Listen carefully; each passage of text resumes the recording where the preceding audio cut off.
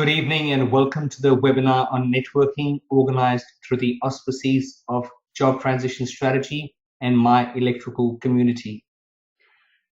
In terms of the events for today, let me start off with providing a bit of a brief on the sponsors themselves. So as far as Job Transition Strategy is a program for individuals unable to be motivated fully in what they do, enabling them to move into careers and jobs they begin to feel intensely passionately about. The program can be undertaken as a whole through the Job Genie service or via separate modules. The modules focus on the core aspects of discovery into what makes you tick as an individual, determination of the gaps between where you are at now to where you need to head, decision making in regards to a strategy you and your coach travel together on, and a predefined destination your coach enables you to travel to, addressing the gaps along the way. And this is done all without leaving your current job. So this last aspect is important because the opportunity cost of you being able to take quiet time out is so onerous that it never gets done, or if done, is so expensive an exercise that it gets delayed for as long as possible. Life, as they say, is short, but imagine how long it can be if you're doing things you hate, or at least are not waking up feeling fully passionately about. Our other sponsor, My Electrical Community, it is a peer-to-peer business and social network for those with an electrical background. It provides a collaborative platform within which individuals in this community can be mentored and for entrepreneurial visionaries in this niche to be nurtured. It also offers up-to-date content relevant to the industry, provides networking opportunities, technical knowledge exchanges, and provides training and education forums. Now to our webinar.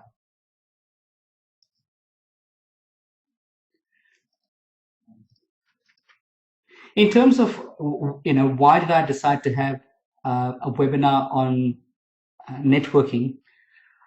What I've seen is that whether it's in regards to my setting up my electrical community, whether it's in regards to the businesses that I've run, or it's in relation to the successes that I've had, I've seen networking as being very critical to the path that I've had to date. But what I've also found through organizing the different events over the last 6 to 12 months, I've seen that it's not something that comes easily to everyone. I see that the very individuals that I'm catering these events for, the networking sessions, I find that they're not able to leverage it to their full advantage. So I see groups of mentees, I guess, pretty much, talking to each other without engaging and involving themselves with the rest of the groups. And I also feel that there are some faux pas, complete no-nos in terms of how the whole networking process takes place. So in that sense, I felt that this was something that would be a very worthwhile exercise for anyone that comes to future sessions, not only through my electrical community job transition strategy, but any other networking sessions that they go and take advantage of. In terms of what I'm going to be covering today, I'll start off with why is networking important, the basic principles of networking, the fact that networking doesn't come easily always to everyone. So in that sense, well, what happens if you're not someone that's an extrovert and just can go out there and take advantage of that social setting? Some absolute no-nos in terms of what one shouldn't be doing if they are involved in a networking session. I'll be talking about how LinkedIn has become a very powerful mechanism to network with, and how that needs to be done collaboratively with face-to-face networking. So it's a very good adjunct to what used to be in the past as being the only means, which was face-to-face. But through LinkedIn, it's a great way to develop those connections and to develop those networks. I'll finally summarize the key learnings, and if there are any questions, I'm happy to take them. In terms of why is networking important, what you'll find is that it opens up opportunities which are not otherwise accessible to everyone. So if you look at whether it's marketing, sales, whether it's job hunting, quite often emails, phone discussions, etc., do not allow for relationships to be built. And what you'll find is that in terms of any of the networking that takes place, you may well be able to find out projects, may well be able to find out opportunities within the company, within the industry, that you may not otherwise be aware of, which would help you and put you ahead of the game as compared to someone else that's not being able to talk to the individuals that come from the right industry, the right company, and hence in that sense, the fact that individuals are present at those events that we run, or to events that any of the other industry organizations run, allows them to take advantage of opportunities which otherwise wouldn't be available. In terms of the differentiation that I talk about, Archie, let's take the instance of someone applying for a job. Now, if all you're doing is submitting a CV, the CV is 8 pieces of paper, and in a pile of 500 CVs, the 8 pieces of paper are as indifferentiable from any of the other 499 pieces of paper. So if all you're doing is flicking CVs to job ads, it's very difficult for the person that's looking at the CVs to differentiate between the 8 pieces of paper from you as compared to the 8 pieces of paper from anyone else. So in terms of networking, it certainly allows a face to be put to a name.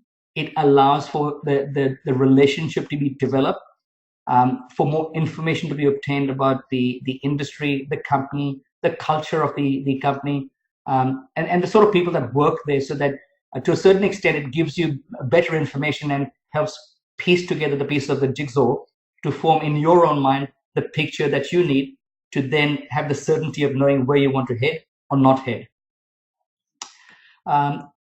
In terms of the third point, it's all about relationships, and quite often, even within a company that's going through redundancies, retrenchments, of course, the fact that the individual has the capabilities, that's a given.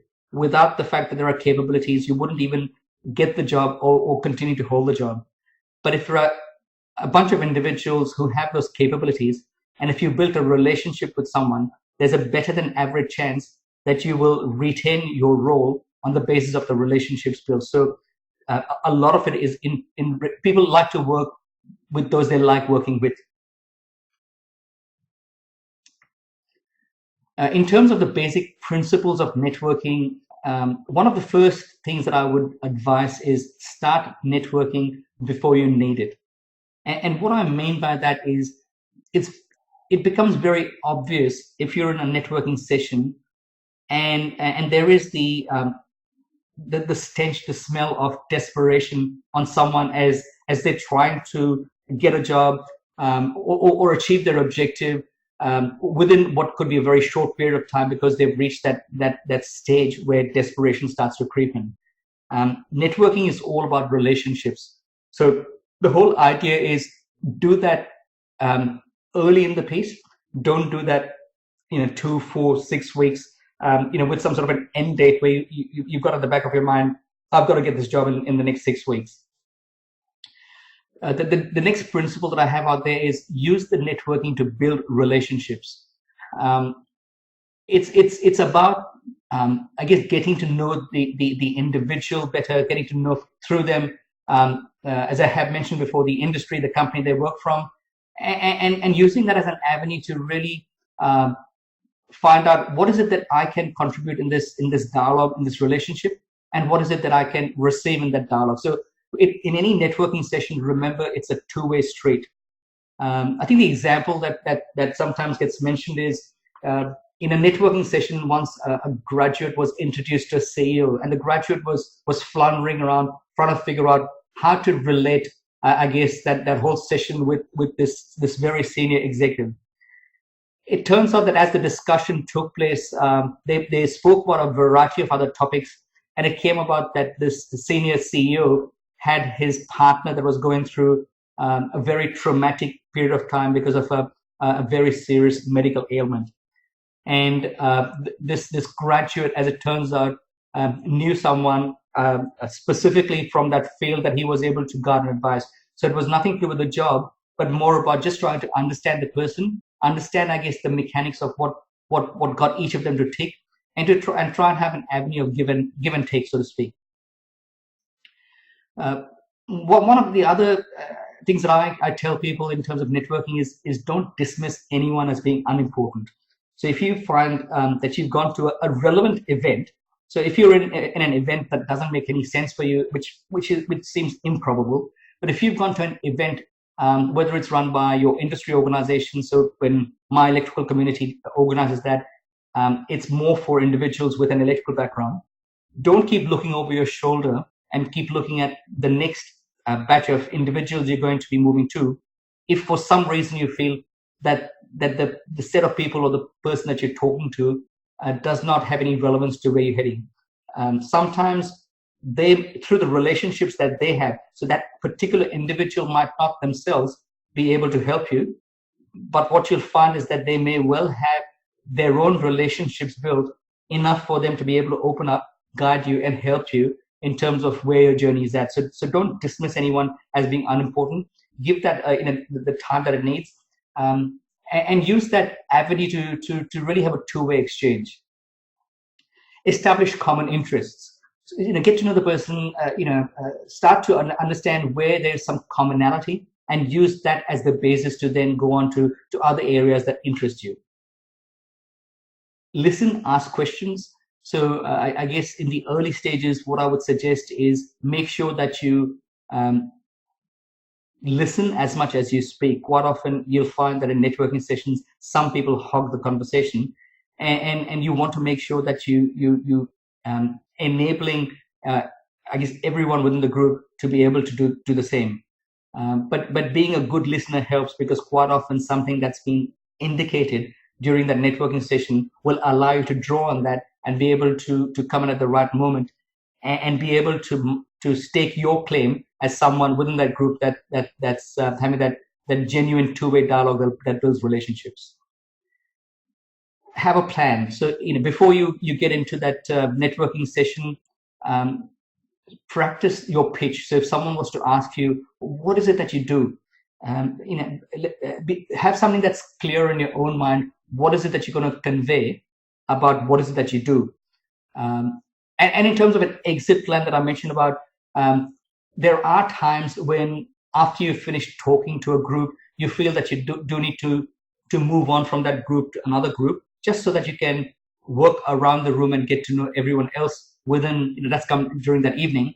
Have some sort of an exit plan. So even if it means I just need to go off and get a drink, or just need to head to the gents, whatever that might be, but find an avenue to have a reasonable excuse that allows you to gravitate from that group, do what you need to do, and then when you come back, join another group that allows you to work the room and get to meet as many people as possible. I guess this is the section where if you are someone to whom networking does not come naturally, what do you do? The sort of things I convey is go out there, be relaxed, make sure that you have a smile on your face. People would much rather gravitate to someone that does have that trait rather than someone that's got a frown on their face. So, smile.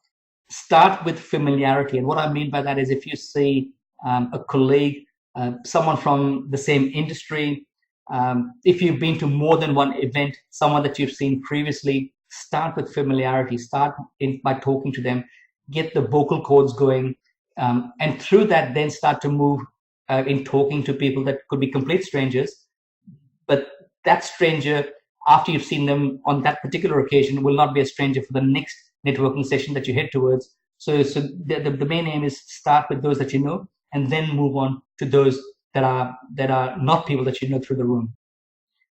Have some sort of a strategy for chit chat. So it might be what's happening with the economy, in terms of For example, over the last couple of days, the share market has gone berserk. And that could be a topic for small talk.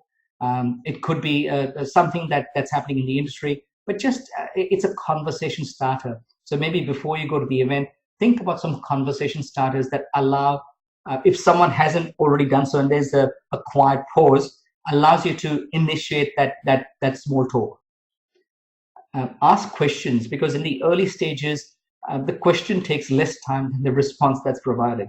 So the point I make out there is, in being able to ask broad questions which allow the eliciting of answers. So questions such as, what industry are you from?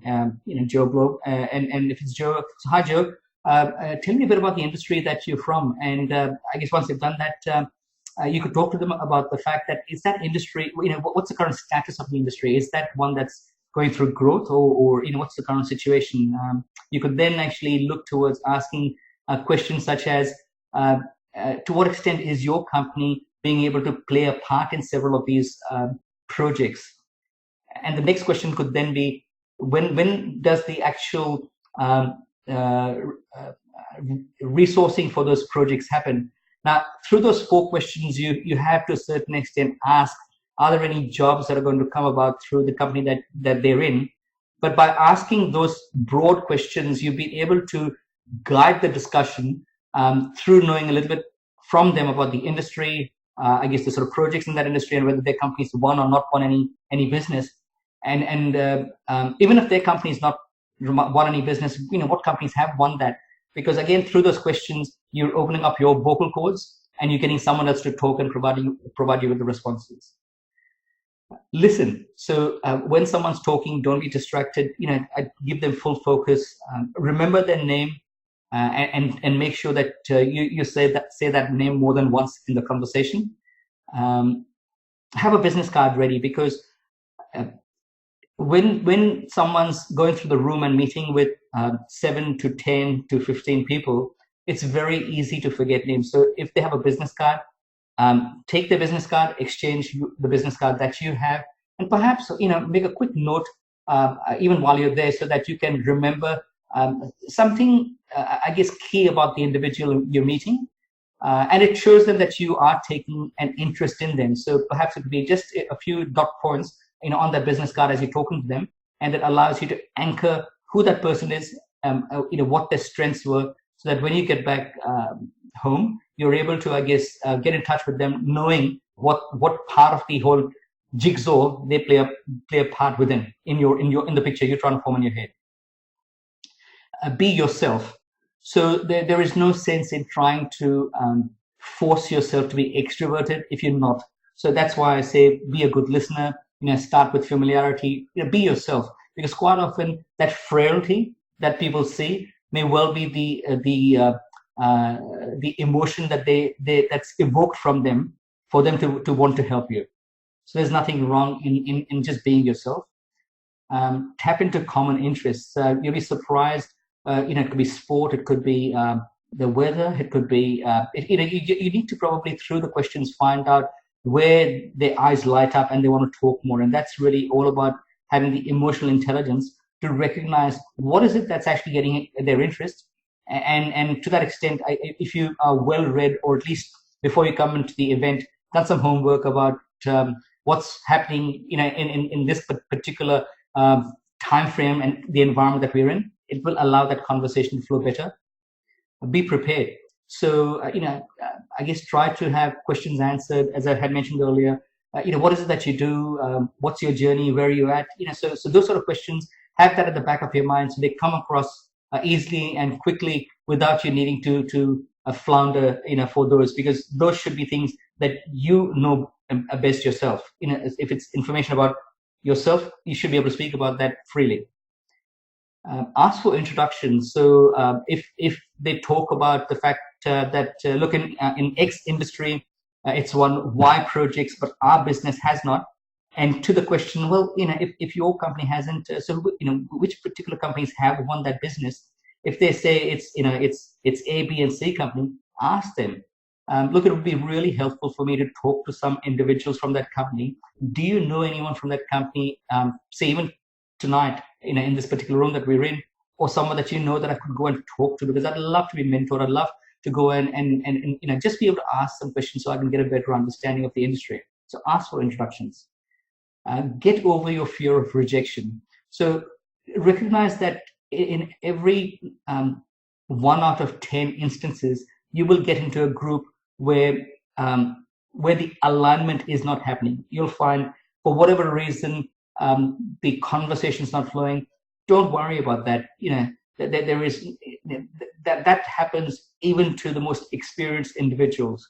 And so yeah, I would say take small risks, and don't worry about the fact that in those small instances where if there's rejection, move on. There are lots more individuals that are willing to guide you. And then follow up.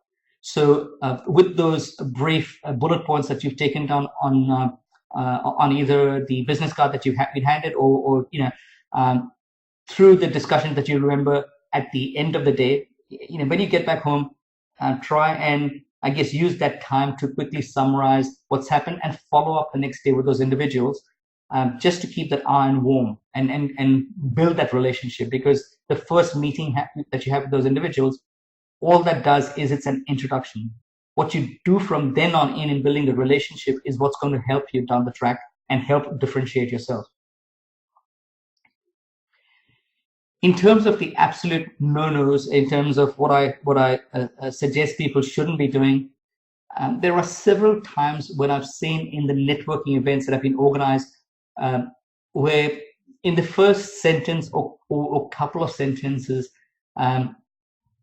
it comes out, have you got a job that I could apply to? And quite often the individuals in that room haven't come there with a job in mind. They've come as senior individuals willing to volunteer their time.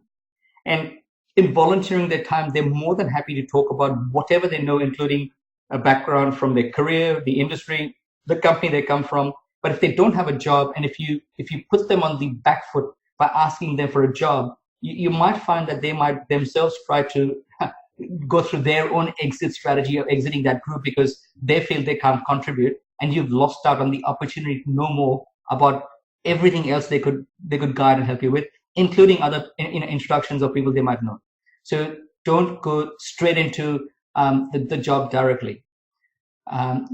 Don't pick polarizing topics like religion and political inclinations. So in that idle chit chat, leave out anything that's going to polarize people, either in terms of religion or their political inclinations.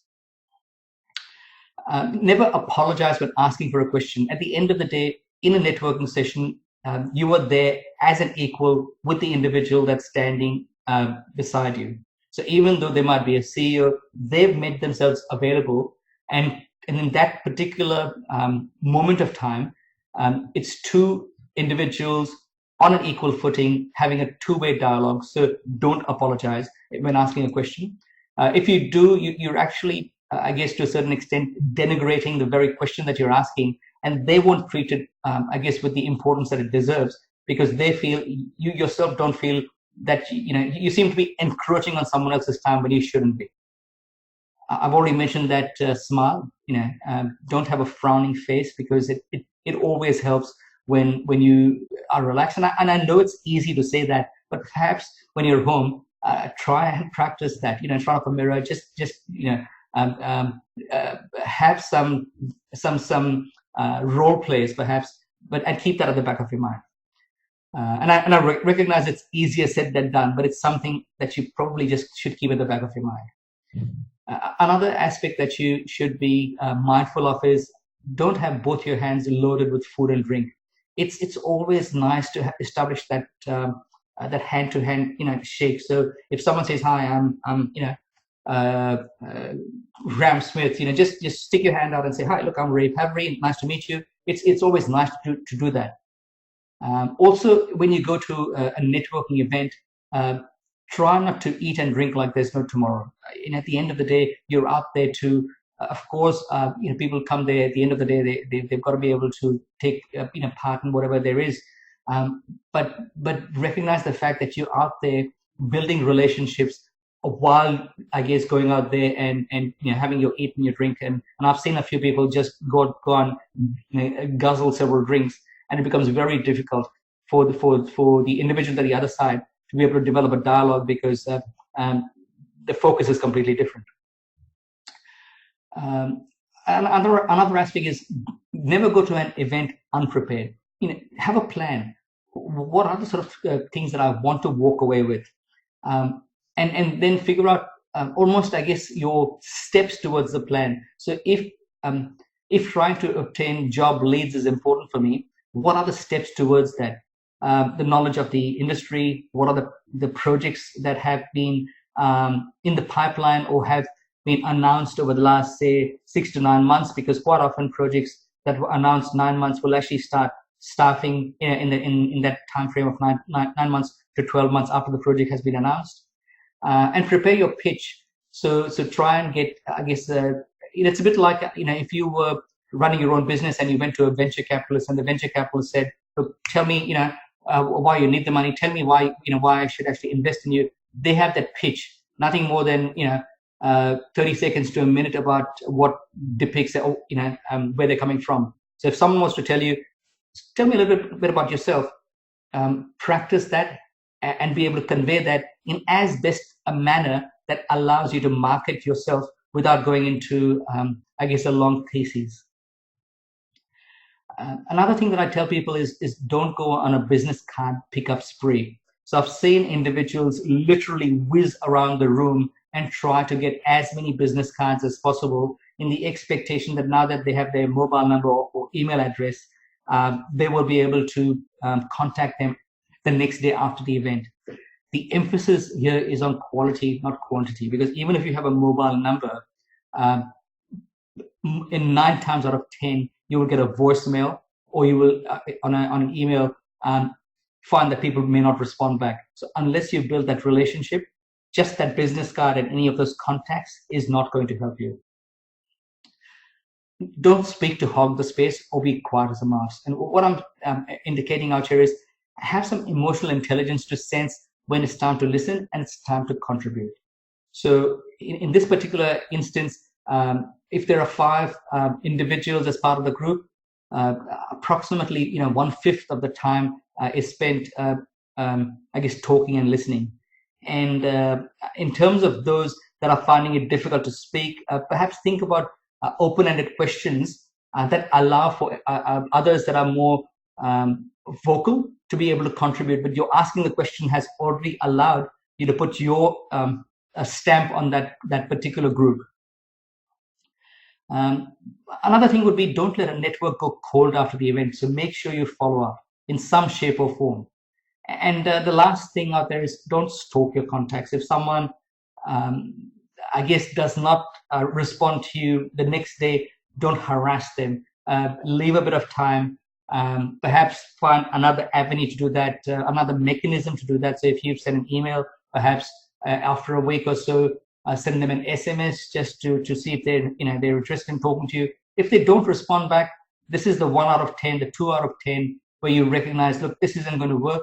That's fine. You probably need to build a better relationship the next time you go to another networking event.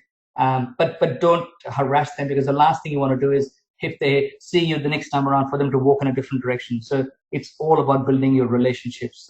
Even if it doesn't happen the first time around, that's okay. You will have other opportunities.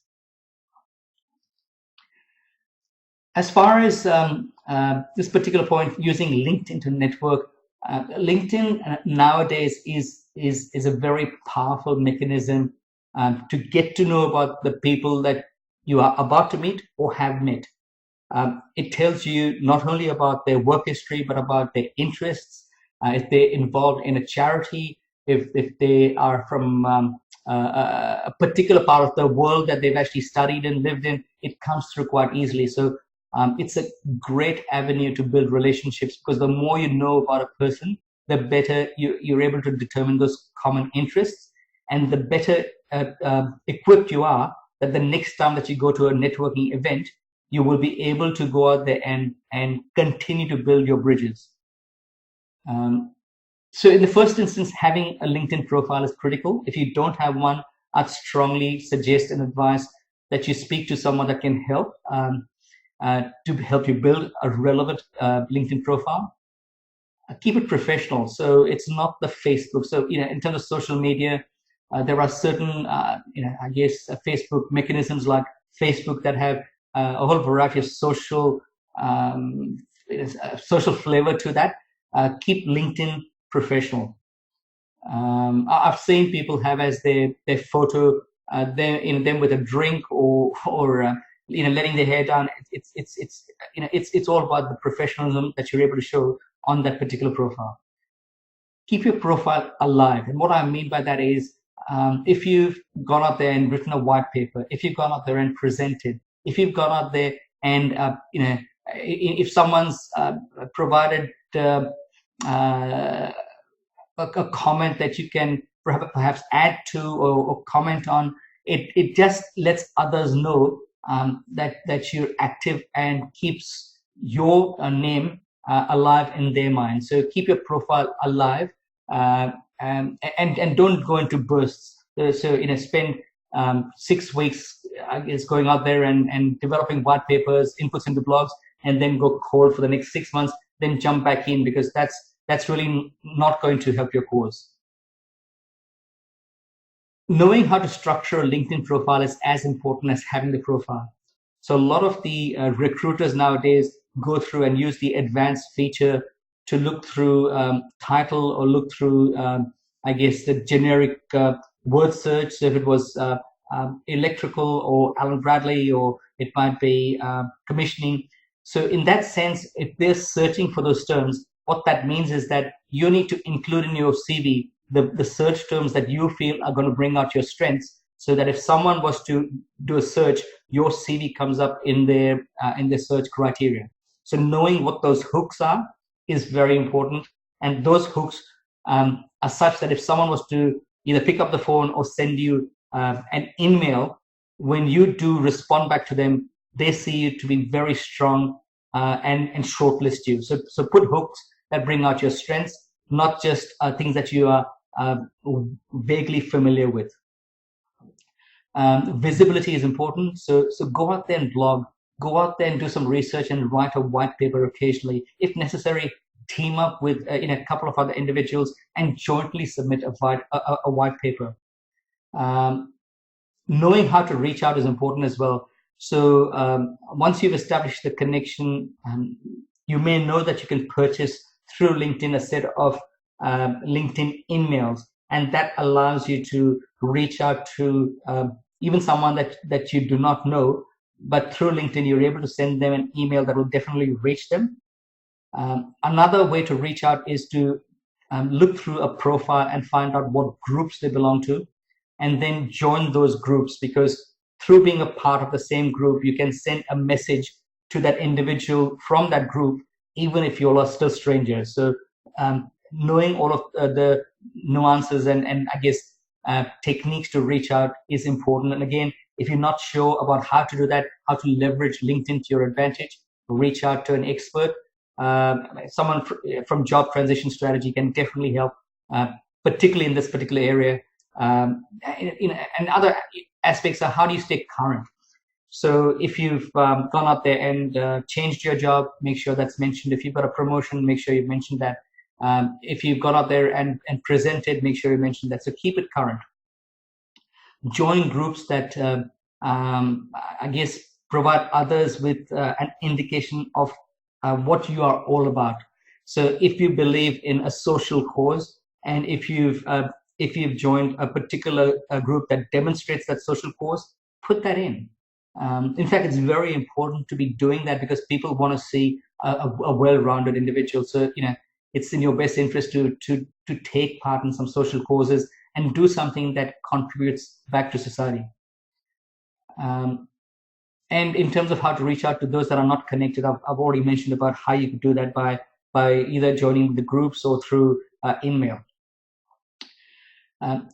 When you're reaching out to someone, make it personal. So if you're sending, I guess, a connection request, you can either do the standard spiel that comes across when you just click that connect me via LinkedIn button, which just sends out a standard spiel, or you can make it personal by using those 3 or 4 lines in that connection request to make it seem like you've actually taken some effort and that will just give you a better chance to establish that LinkedIn connection than it would be if you just press the button and use the LinkedIn standard spiel to go across.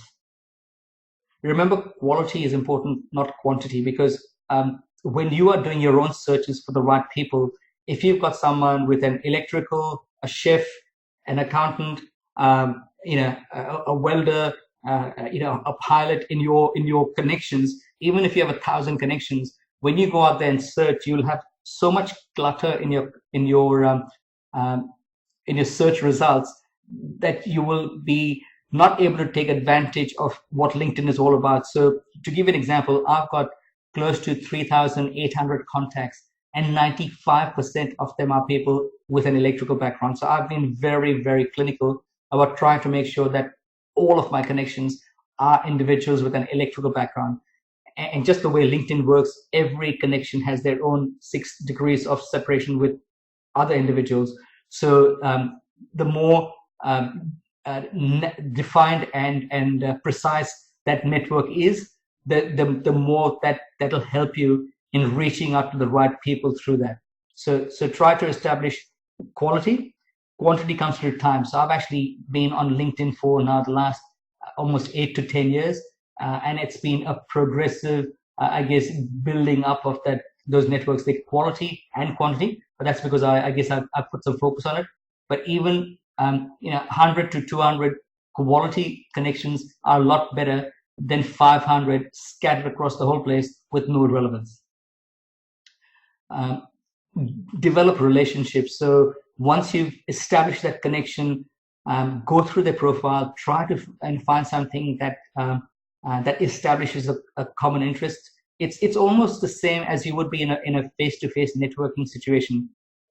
But in the case of LinkedIn, it's even better because you can see as much information as that individual's put about themselves, and you can find something that interests them and perhaps use that as an avenue to do that idle chit chat that you need when you pick up the phone and talk to them for the first time. And the same with any networking session, give and you shall receive. So in that sense, try to make sure that you are willing and able to contribute as much as you desire to receive from that relationship. So in terms of the key learnings from today's session, networking is all about relationships. Like all relationships, there must be give and take, and that does take time. Don't expect to do that literally in the 2 or 3 weeks that you need to desperately get a job because of your own financial circumstances. It's about the fact that you need to build that relationship, and that relationship will more than provide returns, but it'll take time to build that relationship. Like anything, have a plan. So whether it's through LinkedIn, whether it's when you go to the face-to-face sessions, have some sort of a game plan. If you're not comfortable, start small. So in the early stages, go out there and meet people that you're familiar with.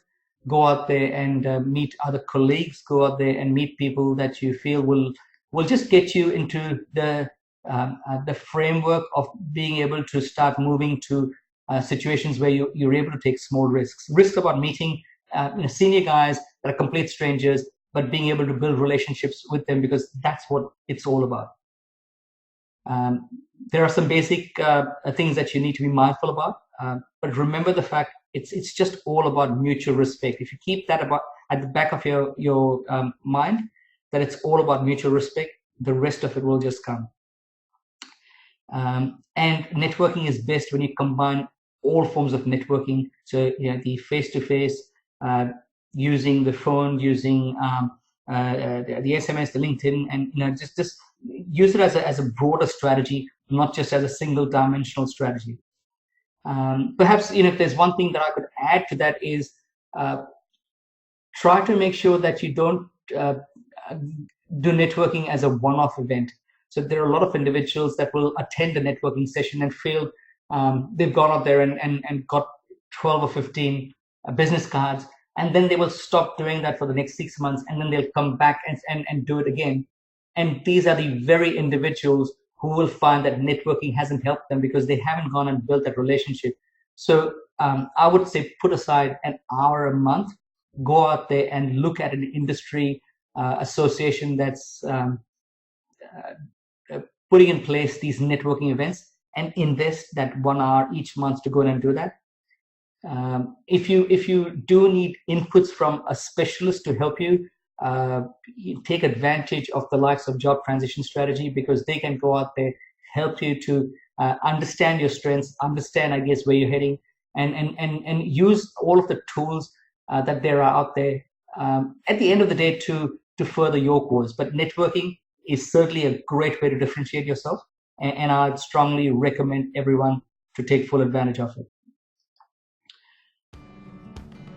That probably finishes, I guess, the presentation.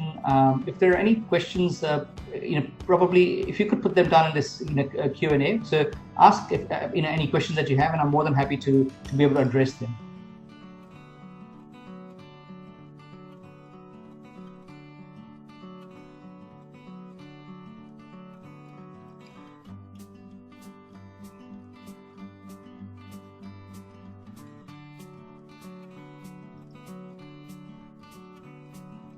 Are there any questions that anyone has?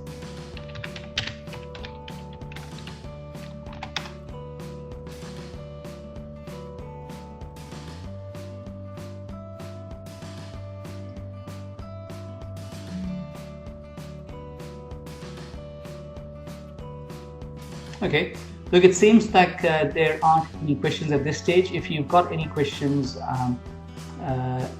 you could email them to me separately.